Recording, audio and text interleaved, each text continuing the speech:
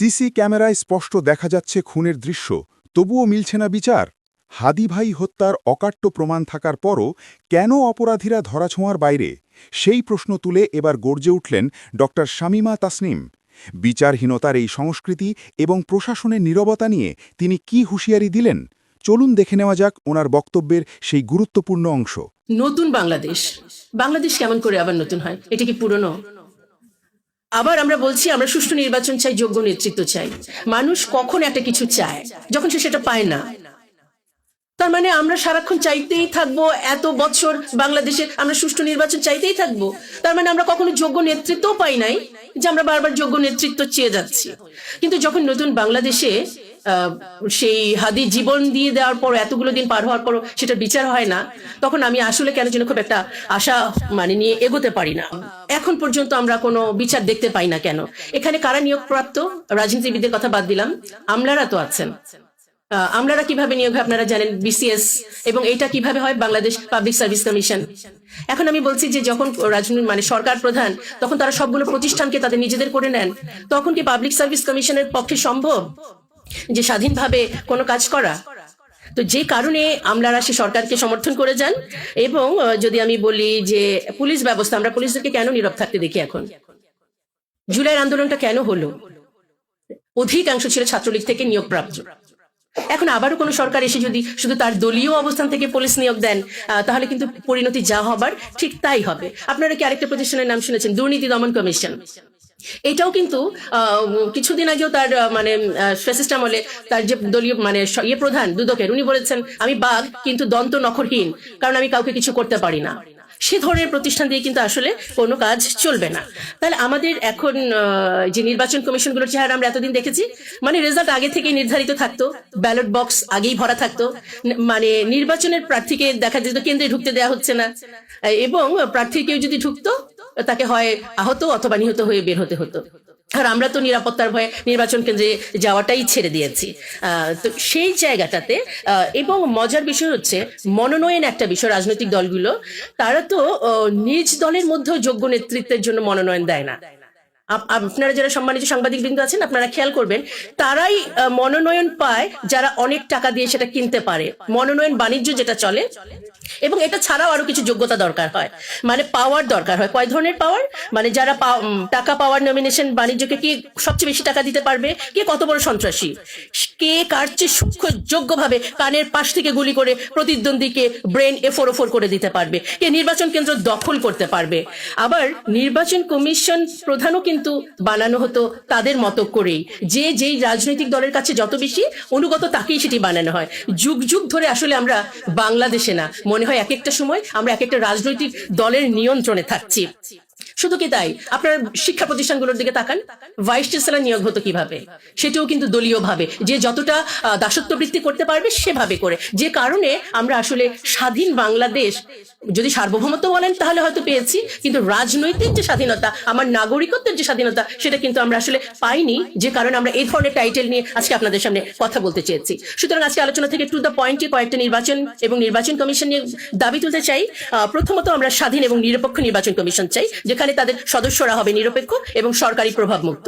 Second, সমান প্রতিদ্বন্দ্বিতার পরিবেশ, যেটাকে আমরা বলছি লেভেল প্লেইং ফিল্ড, যে সব দলের রাজনৈতিক প্রচারণার সুযোগ থাকতে হবে। হাদি কি এই প্রচারণার জন্য তাকে প্রাণ দিতে হলো? তাহলে আমরা পরবর্তী রাজনৈতিক প্রচারণায় যাবো কিনা আমাদেরকে কিন্তু চিন্তা করতে হবে। ভোটারদের নিরাপত্তা দিতে হবে, এবং সেটি ভয়ভীতি যেন না দেখানো হয়, এবং নিরাপত্তা, ভোট দিতে যে আমি যাবো সেটা যেন আমি সুস্থ অবস্থায় ফেরত আসতে পারি। গোপন ব্যালট বাক্স তো থাকে, সেটি যেন প্রকৃতই গোপন থাকে, এবং সঠিক ভোটার তালিকা। আমরা জানি যুগে যুগে বহু মৃত ব্যক্তিও কিন্তু ভোট দিয়েছেন। সিসি ক্যামেরার কথা অলরেডি উঠে এসেছে, কিন্তু এটি শুনেও আবার একটু মন খারাপ লেগেছে। সিসি ক্যামেরায় তো আমরা দেখতে পেলাম আমার ভাই হাদিকে কে হত্যা করলো, কিভাবে কি হলো, ক্যামেরার প্রমাণ পাওয়ার পরেও কি হলো। হতাশ হতে চাই না, আমরা আশাবাদী হতে চাই। আমরা সহিংসতা মুক্ত পরিবেশ চাই, নির্বাচনের আগে, নির্বাচনের সময়, এবং অবশ্যই নির্বাচনের পরে। অবাধ গণমাধ্যম এবং পর্যবেক্ষণ, যারা পর্যবেক্ষকরা আসবেন তারা যেন সেই সমানভাবে সুযোগটা পান। এবং গণমাধ্যম, দেখেন আমরা 5ই জুলাই আন্দোলনের পরবর্তী যে বিজয়, আমরা মিডিয়াতেই দেখলাম কিভাবে করে মিডিয়া দখল হয় একেবারে, এবং কারা করলেন সেটিও দেখলাম। এই নতুন বাংলাদেশে নতুন কিছু দেখছি না, যা দেখার আসলে তাই দেখছি। সেদিনও আমি বলেছিলাম যে 30 বছর ধরেই আমি স্বাধীনতাটাকে খুঁজছি না, আমার বয়স 50, 55, 60, আমাকে কি একই কথাই বলে যেতে হবে? আচ্ছা, ফলাফল গণনায় স্বচ্ছতা চাই, সেই আবারও সেই এটা যে দায়বদ্ধতা যেন থাকে। আইনের শাসন তো আমরা চাই যে নির্বাচনী আইন মেনে যেন নির্বাচনটি হয়, এবং যদি কেউ অপরাধ করে দ্রুত তার সাথে শাস্তিটি যেন পায়। তার মানে সুষ্ঠু নির্বাচন বলতে আমরা অবাধ, নিরপেক্ষ, শান্তিপূর্ণ, অংশগ্রহণমূলক, স্বচ্ছ নির্বাচনের কথা বলেছি। জাস্ট একটা শব্দ, যেটা যোগ্য নেতৃত্ব নিয়ে কথা বলতে চেয়েছি। তাহলে যোগ্য নেতৃত্ব বলতে আমরা আসলে কি বোঝাচ্ছি? অলরেডি অনেকগুলো পয়েন্ট এসছে, আমি খুব অল্প দিয়ে একটা পয়েন্টে বলি।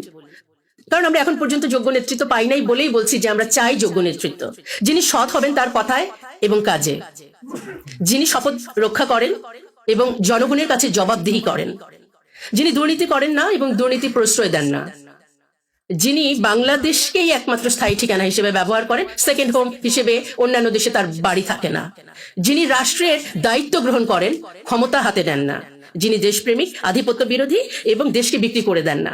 এগুলো হলো আলোচনার পয়েন্ট। আমি এবার ছোট করে সামারি করছি। পুরো আলোচনাটাকে যদি খেয়াল করেন, আমাদের দেশে আসলে আপনারা যারা অর্থনীতি পড়েছেন বা পড়েন, দারিদ্র্যের দুষ্টচক্র বলে একটা কথা আছে, আমরা জানি যে যখন আমার ক্যাপিটাল কম, তখন আমার প্রোডাকশন কম, তখন আবার আমার আয় কম, এভাবে করে একটা দুষ্টচক্র ঘুরতে থাকে।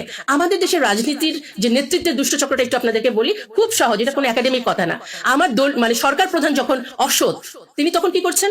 তার মন্ত্রী পরিষদ, মন্ত্রী সবাইকে দুর্নীতি করার জন্য সহযোগিতা করছেন। সব মন্ত্রণালয়গুলোই হয়ে গেল আমার দুর্নীতিযুক্ত। তারপর আমি যে প্রতিষ্ঠানগুলোর কথা বলেছি, পাবলিক সার্ভিস কমিশন, দুর্নীতি দমন কমিশন, এখন এগুলা যখন হচ্ছে, স্বরাষ্ট্রের কথা তো বলাই বাহুল্য। আপনি দুর্নীতি করবেন, আপনি ছাড় পেয়ে যাবেন, আপনাকে পুলিশ তো ধরবেই না, আপনি জেলে গেলেও ভিআইপি মর্যাদায় থাকবেন, যেহেতু সরকার প্রধান এটাকে অ্যালাউ করছেন। আবার এবার চলে আসেন যে ঋণ খেলাপি করে দেশের টাকা আপনি বাইরে পাঠিয়ে দিলেন, আপনি নিশ্চিন্ত, দুদক তো আপনার পক্ষে আছে, কারণ সেটিও তো দুর্নীতিযুক্ত দন্তবিহীন বাঘ। তাহলে এই যে দুষ্ট চক্রটা, মানে অসৎ নেতৃত্ব থেকে শুরু করে পুরো দেশটাকে জিম্মি করে, আমাদের মতো নিরক্ষর, আমাদের মতো যারা আমরা খেটে খাওয়া, আমরা শুধু দেশকে ভালোবাসি, আমরা একটু শান্তিতে থাকতে চাই, আমরা একটু ইনসাফের বাংলাদেশ চাই, সেখানেই দুষ্ট চক্রের মধ্যে আমাদেরকে ফেলে দিলেন। আমরা চক্র থেকে কি বের হয়ে আসতে পারবো না? দেখেন, আমি আবার বলি, যদি এটাকে এই চক্রটাকে একটু অন্যভাবে বলি, নির্বাচনের একটা দুষ্ট চক্র আছে। এখন মনোনয়ন দেওয়া হচ্ছে কাদেরকে? যখন আপনি অনেক টাকা দিতে পারবেন, ধরেন আমি দিচ্ছি, আমার তো টাকাটা তুলতে হবে। এই চক্রটা তো তখন আমি চাঁদাবাজি করবই, আমি তো টাকাটা আমার আরো অন্য একটা জায়গা থেকে এনেছি, আমাকে ব্যাক করতে হবে। সুতরাং এই আপনাদের ঘাড়েই, আপনাদের ট্যাক্স দিয়ে, আপনাদের লুণ্ঠন করে, সমস্ত কিছু করে, সমস্ত শিক্ষা প্রতিষ্ঠানগুলোতে আমার আধিপত্য নিয়ে, এবং আমাকে তো কেউ কিছু করছে না, আমি তো নিরাপদ। এই দুষ্টচক্রে আমি আবারও কিন্তু আপনাদেরকে নিঃস্ব করে দেওয়ার ক্ষমতা রাখবো। তাহলে এই যে দুর্নীতির আবার একটা দুষ্টচক্র আছে। দুর্নীতি করবেন, আপনাকে দুদক আপনাকে সাপোর্ট করবে, গভর্নমেন্ট আপনাকে বিদেশে থাকতে আরো বেশি সহায়তা করবে, আর যখন আপনি বিদেশি কোনো রাষ্ট্রের সাথে বন্ধুত্ব রাখছেন আধিপত্য কায়েমের উদ্দেশ্যে, তখন আপনি বাইরেও নিরাপদ। এই দুষ্ট চক্র থেকে কিভাবে করে আপনি বের হয়ে আসবেন? আমরা শুধু প্রশ্ন করে আজকে ছেড়ে দিতে চাই না, উত্তরটাও দিতে চাই। আমরা দুষ্ট চক্রের প্রথমে বলেছি অসৎ নেতৃত্ব।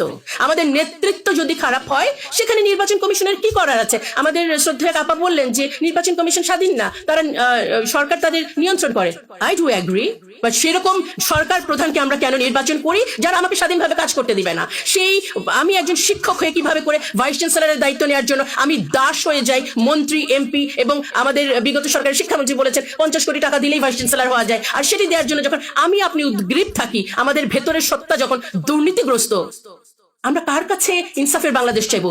সুতরাং আমাকেও দুর্নীতিমুক্ত মনোমানসিকতার হতে হবে, আমার নেতৃত্ব নির্বাচন করতে হবে দুর্নীতিমুক্ত সৎ মানুষকে, এবং আসন্ন যে নির্বাচন আছে, আমি সরাসরি, আমি আজকে আমার মনে হয় যে আমি কথা বলছি আমার সেই প্রিয় সাংবাদিক ভাইদের জন্য যাদের অন্তর হাদির জন্য চোখের পানি ফেলে, তাদের অবশ্যই দেশের জন্য ভালোবাসা আমার চেয়ে অনেক বেশি।